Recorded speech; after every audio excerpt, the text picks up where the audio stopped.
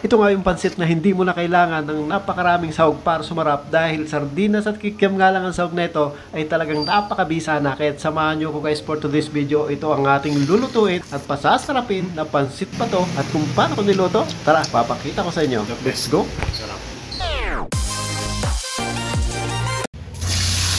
10 pirasong kikiam, lulutuin lang natin ng bahagya. Pagtapos yan, set aside lang natin. Sa pagkakataong ito naman, maglalagay naman ako dyan ng butter. O kaya pag walang butter, pwede rin store margarine, bahala ka na. At kung wala talaga, use oil na lang. At igigasa nga lang natin yung bahagya. Pag nag-brown ang bawang natin, ilalagay na natin si Bombay para mangamoy na yan. At sigurado namang mababanguhan kayo dyan guys. At sa pagkakataong ito, ilalagay na natin yung 555 sardines. Iyan ang magpapasarap dyan guys. O baka naman 555 sardines.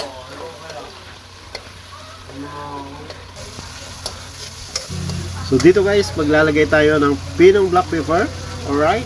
So maglalagay na nga rin ako dito ng oyster sauce. At ilalagay ko na nga rin dyan yung toyo ng sawa ko. Lulutuin pa natin ng 1 minuto pa para mawala nga yung lansa ng 555 sardines na yan.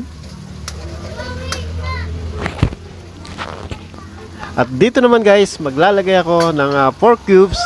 Yan kasi yung magpapalasa at magpapasarap dyan sa ating nilulutong pansit bato. At sa pagkakataong ito, maglalagay naman ako dito guys ng criminal water. Ayan. So dalawang kailangan nito guys, yung maraming tubig dahil mamaya pag nilagay natin yung pasta ng pansit bato ay talagang sisip-sipin nga lang yan katulad ng maraming naninipsip dyan. So kalahating kilo nga lang itong pansit bato na lulutuin natin guys. So nilagay ko na nga yan dyan. So ilulubog lang natin kaunti yan. At maya maya pag kumulo ulit, hahaluin naman natin yan mga idol. Ayan. So kita nyo, sinipsip na yung sabaw. At nagdagdag nga ako dyan guys ng tubig.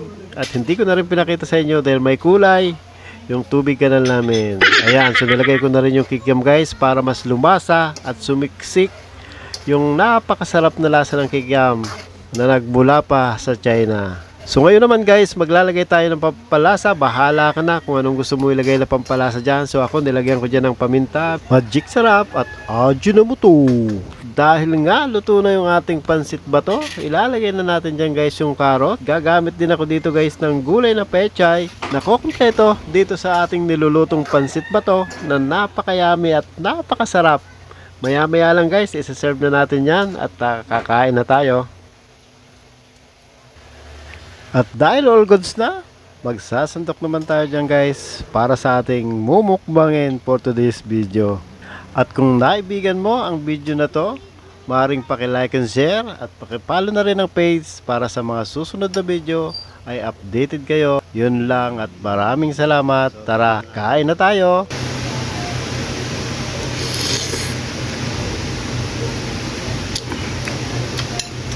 Panalo, top. Kiam guys, oh.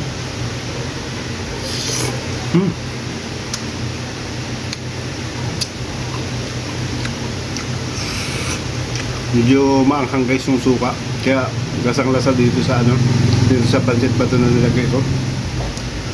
Panalo.